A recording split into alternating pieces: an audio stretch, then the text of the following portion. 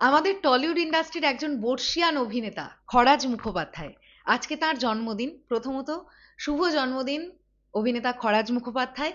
এবং আজকে তার জন্মদিনকে ঘিরে আনন্দবাজারের তরফ থেকে একটা ব্লাস্টিং নিউজ দেওয়া হয়েছে। আমাদের প্রত্যেকজন বাঙালির জন্য এটা অনেক বড় একটা গর্বের ব্যাপার। কিং সিনেমায় খরাজবাবু অভিনয় করতে চলেছেন। ইয়েস। এবং তিনি শেয়ার করেছেন আনন্দবাজারের সঙ্গে তার এক্সপিরিয়েন্স।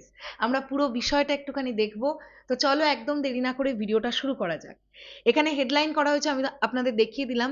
এই যে হেডলাইন করা হয়েছে, সুহানাকে হাতে ধরে অভিনয় শেখাচ্ছেন শাহরুখ। বাদশার ছবিতে কোন চরিত্রে দেখা যাবে খরাজ মুখোপাধ্যায়কে? জন্মদিনে সুখবর দিলেন খরাজ মুখোপাধ্যায়। শাহরুখ খানের সঙ্গে অভিনয় থেকে সুহানার সঙ্গে পর্দা ভাগ, অভিজ্ঞতার ঝাঁপি খুললেন অভিনেতা। স্বমহিমায় বড় পর্দায় ফিরছেন শাহরুখ খান। আগামী ডিসেম্বরেই আসছে কিং। 2023-এর পর তিনটে ছবি মুক্তি পেয়েছিল বলিউড বাদশার। প্রায় 3 বছর পরে মুক্তি পাবে তার অ্যাকশনে ভরপুর সিনেমা তোড়জোড় চলছে জোর কদমে। এই ছবি দিয়েই মেয়ে সুহানার বড় পর্দায় অভিষেক করতে চলেছে। যে 4জন চিত্রনাট্য লিখেছেন তাদের মধ্যে রয়েছেন কাহানি খ্যাত সুজয় ঘোষ। ছবিতে অভিনয় করছেন বাঙালি অভিনেতা খরাজ মুখোপাধ্যায়। কিছুদিন আগেই মুম্বাইয়ে শুটিং করে ফিরলেন খরাজ। তিনি কি বলছেন আরো লেখা হয়েছে আনন্দবাজারের তরফ থেকে, আমরা পড়ি।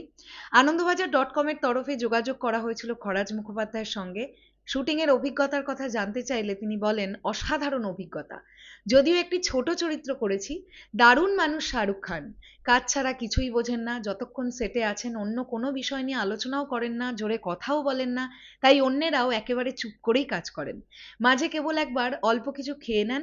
ওর শুটিং শুরু হয় দুপুর 2টো থেকে রাত 2টো পর্যন্ত চলে। আমার জন্য সেটা খুবই সুবিধার হয়েছিল। এই ছবির মাধ্যমেই সুহানাকে বড় পর্দায় লঞ্চ করছেন শাহরুখ খান। বাবা মেয়ের সম্পর্ক কেমন দেখলেন অভিনেতা? খরাজ মুখোপাধ্যায়ের মতে মেয়ের প্রথম ছবি বলে পুরোটাই গাইড করছেন। খুবই কেয়ারিং। মেয়েকে সবটাই অভিনয় করে দেখিয়ে দিচ্ছেন। শুয়ে থাকার একটা দৃশ্য আছে সুহানার, সেটার শুটিং হচ্ছে সেই সময় শোয়ার ভঙ্গিও নিজে অভিনয় করে দেখিয়ে দিলেন শাহরুখ। মাথাটা কিভাবে হেলিয়ে রাখতে হবে সবটাই দেখিয়ে দিচ্ছেন তিনি। বাবার সত্তা তো কাজ করছেই, অভিনেতা হিসেবে যাতে সুহানার কোনো ত্রুটি না থাকে সেই দিকটাও সমান গুরুত্ব দিয়ে দেখছেন নায়ক। সুহানার সঙ্গেই বেশিরভাগ দৃশ্য ছিল আমার, মানে খরাজ মুখোপাধ্যায়ের ম্যাক্সিমাম স্ক্রিন শেয়ার হয়েছে সুহানার সঙ্গে। শাহরুখজির সঙ্গেও দৃশ্য ভাগ করেছি। তিনি প্রশংসা করেছেন, এটাই প্রাপ্তি। ও মাই গড, আমি একজন বাঙালি হিসেবে অনেক বেশি প্রাউড ফিল করছি খরাজদার জন্য যে শাহরুখ খানের সঙ্গে স্ক্রিন শেয়ারিং আছে কিংয়ে। দারুণ ব্যাপার। প্রথমার্ধের শুটিং শেষে কলকাতা ফিরে এসেছিলেন অভিনেতা। শাহরুখ সুহানা পোল্যান্ড গিয়েছিলেন, এরপর আবার দ্বিতীয়ার্ধের শুটিংয়ে ফের গিয়েছিলেন খরাজ। তিনি যোগ করেন, আমার শুটিংয়ের শেষ দিনে দেখা করলাম, বললাম আপনি তো এখন চরিত্রের লুকে আছেন, তাই আর ছবি তোলা যাবে না, আপনার একটা অটোগ্রাফ পাওয়া যাবে? আমি তাহলে স্মৃতিটুকু আমার কাছে রেখে দেবো। নিজে থেকেই এগিয়ে এসে শাহরুখ বললেন অবশ্যই, অটোগ্রাফ দিলেন।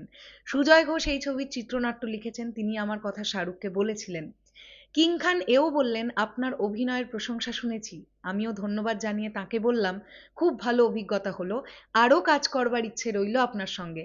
মজা করে এও বললাম, আর এই যে আমি আপনার সঙ্গে কাজ করলাম, এটা তো অনেকের কাছেই স্বপ্ন, আমি না ঈর্ষার কারণ হয়ে যাই। শুনে হেসে ফেললেন শাহরুখ, এতটাই বিনয়ী যে তিনি বললেন, না না একেবারেই নয়। তবে চরিত্রটি নিয়ে খুব একটা খোলসা করেননি অভিনেতা খরাজ। তবে বলাই বাহুল্য, বাদশার সেটে দারুণ অভিজ্ঞতা সঞ্চয় করে ফিরেছেন তিনি। এখন অপেক্ষার ছবি মুক্তির।